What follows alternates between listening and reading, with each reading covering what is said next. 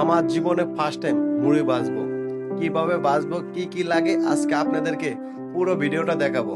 আপনারা আমার সাথেই থাকবেন আর দেখবেন। মুড়ি ভাজার জন্য প্রথমে দুটি পেঁয়াজ নিলাম। পেঁয়াজ নেওয়ার পর চিরি চিরি করে কুচালাম। কুচানোর পর তারপর কাঁচামরিচ দিলাম, তাও সুন্দর করে চিরি চিরি করে কুচালাম। কুচানোর পর একটি পাত্রে রাখলাম। রাখার পর পেঁয়াজ আর কাঁচামরিচ পরিমাপ মতো হলো কিনা সেটা আবার দেখলাম। দেখার পর মুড়ি নিলাম।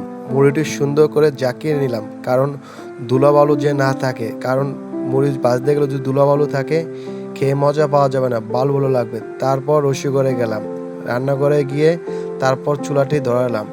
ধরার পর পরিমাণ মতো আগুন দিলাম। দেওয়ার পর তাওয়াটি ভালোভাবে হিট করে কোনো জীবাণু না থাকে তারপর তাওয়াটি ধুতে কলের করে নিয়ে গেলাম। নেওয়ার পর আবার নিয়ে আসলাম ভালোভাবে ধুয়ে, এবং আগুনের উপরে দিলাম যেন এক ফোঁটাও পানি না থাকে।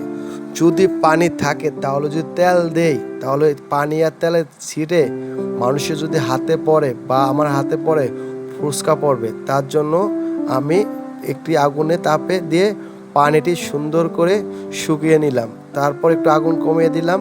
কমার পর আগুনটি নিভে গেল, আবার আগুন দিলাম। তারপর শুকানোর পর তেল ডাললাম। পরিমাপ মতো তেল দিতে হবে, যে বেশি তেল হলে আবার মুড়িটা ঝরঝরে হবে না। তার জন্য পরিমাপ মতন বুঝে তেল দিলাম। তেলটা আবার একটু গরম করে নিলাম। কারণ এই গরম করে নিলাম এই কারণে, পেঁয়াজ দিব, মরিচ দিব, যেন ঠিক অ্যাকুরেটভাবে যে পেঁয়াজ মরিচটা হয় তার জন্য তেলটা হিট এবং গরম করে নিলাম, দুটোই বলা যায়।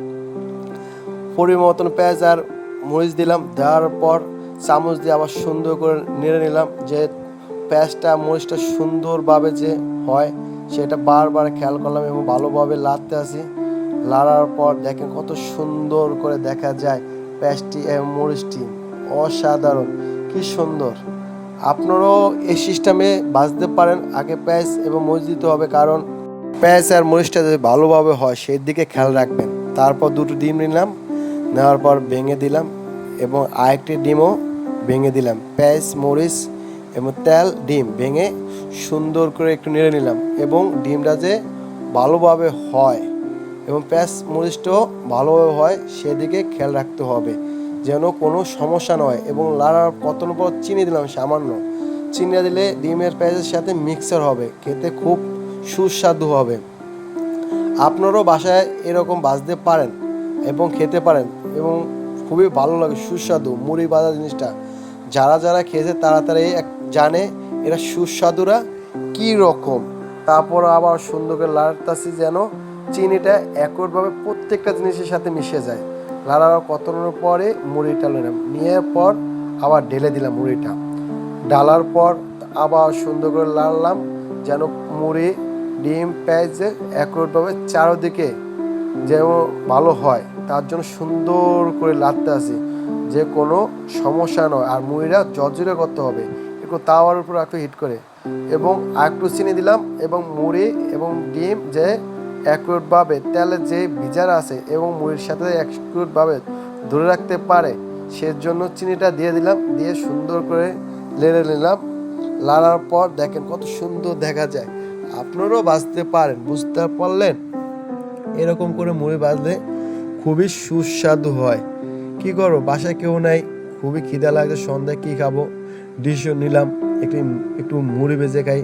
তখন ফ্রিজ থেকে ডিম নিলাম, পেঁয়াজ নিলাম, মরিচ নিলাম, তেল নিলাম, এবং চিন্তা করলাম গ্যাসের চুলা আছে, ভাজতে সুবিধা হবে।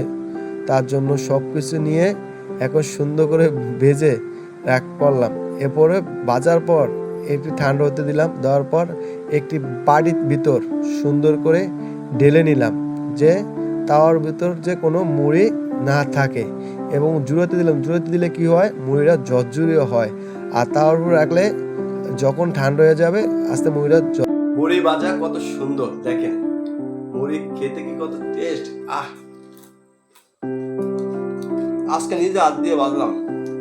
ডিম, পেঁয়াজ, তারপর চিনি, তেল, মুড়ি, কাঁচামরিচ একসাথে আগুনে দিয়ে ভেজে নিলাম।